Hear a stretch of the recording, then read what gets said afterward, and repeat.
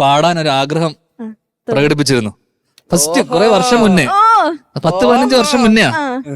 അപ്പൊ ഷാനിക്ക എന്നെ സ്റ്റുഡിയോയിലൊക്കെ വിളിപ്പിച്ച് പാടിപ്പിച്ചു. Malarvadi arts club എന്ന സിനിമയ്ക്ക് വേണ്ടി. ശരിക്കും സയച്ച് എന്നിട്ട് എന്നെ വിളിച്ച് എന്നെ പാടിപ്പിക്കുന്നത്. ഞാൻ അമ്പലത്തിലൊക്കെ പോയി തേങ്ങയൊക്കെ ഉടച്ച്, ഞാൻ പ്ലേബാക്ക് സിംഗർ ആവാണല്ലോ. അപ്പൊ ഞാൻ വിചാരിച്ചു, വീട്ടിൽ നിന്നൊക്കെ പുറത്താക്കി നിൽക്കുന്ന സമയാ. അപ്പൊ ഞാൻ വിചാരിച്ചു ഏട്ടൻ വന്ന പോലെ ആദ്യം സിംഗറായി, പിന്നെ അടുത്ത സിനിമയിൽ അഭിനയിച്ച് അങ്ങനെ വെച്ചടി പിടിക്കാന്ന്. എന്നാ പിന്നെ സിംഗിങ് ട്രൈ ചെയ്യാന്ന രീതിയിലാണ്. എന്റെ ഗുരുവിന്റെ തുല്യത വേണ്ട മനുഷ്യനാ. അങ്ങനെ ഞാൻ പോയി എന്നെ പാടിപ്പിച്ചിട്ട് എന്റെ അടുത്ത് പറഞ്ഞാ നല്ലതാ, കുഴപ്പമില്ല എന്നൊക്കെ പറഞ്ഞ് എന്നെ പറഞ്ഞു വിട്ടിട്ട് സിനിമയിൽ വരുമ്പോ വേറെ ആരെ കൊണ്ട് ആ പാട്ട് പാടിപ്പിച്ച് എനിക്ക് വിഷമം ഉണ്ടാവില്ല. മൂപ്പരെന്നെ ആ പാട്ട് പാടിക്കാൻ. അത് ശരിയായില്ല ഷാനിക്ക. അറ്റ്ലീസ്റ്റ് പറയുമെങ്കിലും ചെയ്യായിരുന്നില്ലേ? പാട്ട് ഓർമ്മയുണ്ട്. കാത്തു കാത്തു വെച്ചല്ലേ?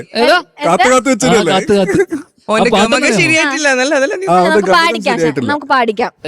ഗമക ശരിയായിട്ടില്ല അത്ര. സയച്ച് അടിപൊളിയായിട്ട് ഞാൻ പാടി. മൂപ്പര് ഓൾറെഡി അത് പാടാൻ വേണ്ടി തീരുമാനിച്ച് ഉറപ്പിച്ചിട്ട് എന്നെ വിളിച്ചു വരുത്തിയിട്ട് അപമാനിച്ചങ്ങ് വിട്ട്. എന്നാ അപമാനം ഇന്നിവിടെ മാറ്റാൻ. അത് കഴിഞ്ഞിട്ട് ഞാൻ എന്നാ പിന്നെ സ്വന്തം സിനിമയില് നമ്മള് ചെയ്യുന്ന സമയത്ത് അതില് എനിക്ക് തീരുമാനിക്കാലോ. എനിക്ക് ഒരു പുതിയ ഗായകനുണ്ട്, അയാളൊന്ന് ട്രൈ ചെയ്തൂടെ എന്നുള്ള രീതിയിൽ. അതിലാണ് ബാക്കി പാടി എല്ലാം പുതിയ ആൾക്കാരാ. അങ്ങനെ ഞാനൊരു പാട്ട്, ആലോലം എന്ന് പറഞ്ഞ പാട്ട് ശരിക്കും ഇത് അടിക്കുമല്ലോ. എന്നാ പിന്നെ ഇത് പാടി. കാരണം കുടുക്ക ഏട്ടൻ ഓൾറെഡി പാടി. ആലോലം നോക്കുമ്പോ ആര്യശങ്കറിനെ കൊണ്ട് പാടി. അപ്പൊ ഞാൻ നോക്കുമ്പോ വരുന്നവരും പോകുന്നവരൊക്കെ പാടി. ഞാൻ മാത്രം എന്നെ അറിയിച്ചിട്ട് പോലില്ല. ഇന്ന് ആ പാട്ട് നമുക്ക് പാടിയിട്ട് ആ വിഷമം തീർക്കണം. ആലോലം ഒന്ന് പാടണം, എനിക്ക് ആഗ്രഹമുണ്ട്. അല്ല പറഞ്ഞല്ലോ, നമ്മുടെ പിള്ളേരെ കണ്ടില്ലേ? ഞാൻ ചേട്ടനെ കൊണ്ട് പാടിച്ചാലോ? ആലോലം ചാഞ്ചാടും തന്നെ പാടിക്കോ.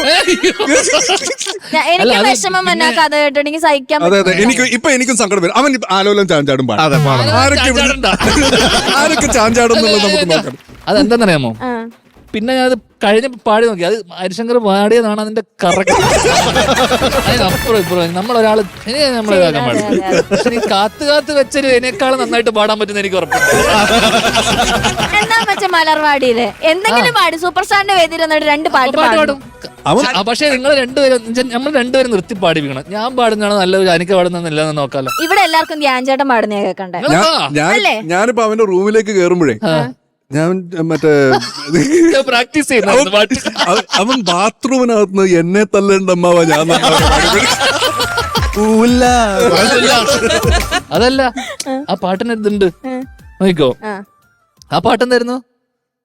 കാത്ത് വെച്ചൊരു ചെമ്പനീർ പൂവും കൊണ്ട് മണ്ണും ചാരി നിന്നവൻ പോയി ജീവിതം എല്ലാം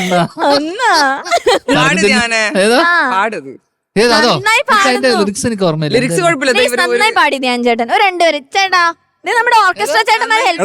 ദൈവമേ എനിക്ക് എന്തിനീ വിധി. ഇത് ഈ അവസാനത്തെ പാട്ടെ. ഇത് തുടങ്ങിയിട്ടേ ഉള്ളു. ഇവിടെ കാത്ത് വെച്ചൊരു ചെമ്പനീർ പൂവും കൊണ്ട് മണ്ണും ചാരി നിന്നവൻ പോയി കാത്ത് വെച്ചൊരു ചെമ്പനീർ പൂവും കൊണ്ട് മണ്ണും ചാരി നിന്നവൻ പോയി ദൈവമേ എനിക്കെന്തിനീ വിധി. ദൈവമേ